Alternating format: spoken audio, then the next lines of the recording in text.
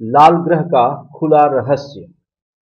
अमेरिकी अंतरिक्ष agency NASA द्वारा मंगल ग्रह पर भेजा गया क्यूरियोसिटी रोवर वहां से जिस तरह की सूचनाएं दे रहा है वे विश्व वैज्ञानिक बिरादरी को चमत्कृत कर देने के लिए काफी हैं।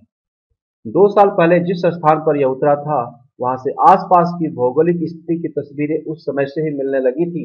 इन तस्वीरों से पता चलता था कि वहां करीब 154 किलोमीटर चौड़ा क्रेटर यानी उल्का पात से बना गड्ढा है जिसके बीच में करीब 5 किलोमीटर ऊंचा पहाड़ है। इस बीच खास बात यह हुई कि पृथ्वी से मिल रहे निर्देशों के मुताबिक यह रोवर धीरे धीरे अपनी जगह से चलकर पहाड़ की जड़ तक पहुंचा और उस पर चढ़ने लगा।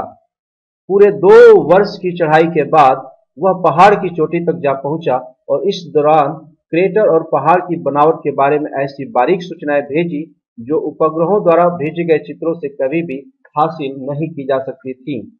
इन सूचनाओं के विस्तृत विश्लेषण का काम वैज्ञानिक समुदाय आने वाले दिनों वर्षों में करेगा। रोवर से ही आगे मिलने वाली सूचनाएं इस काम में वैज्ञानिकों का मार्गदर्शन करेंगी, लेकिन अभी तक मिल चुकी सूचनाएं भी कम क्रांतिकारी नहीं हैं।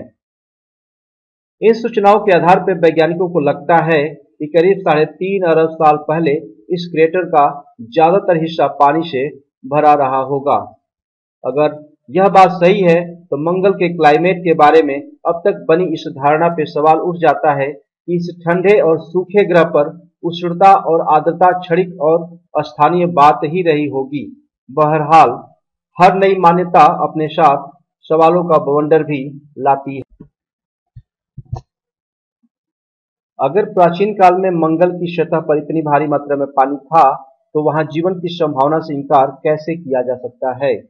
पुरानी मान्यताओं में उलझना, उनमें से बहुतों को गलत साबित करना और इस प्रक्रिया में उपजे नए सवालों की चुनौतियों से जूझना साइंस का नेचर रहा है। इस बार खास बात सिर्फ यह है कि मनुष्य के भेजे गए एक दूत ने जिस तेजी से मंगल की दुनिया के राज खोलने शुरू किए हैं उसे देखते हुए लगता नहीं कि यह लाल ग्रह ज्यादा समय तक हमारे लिए रहस्य का गोला बना रहेगा।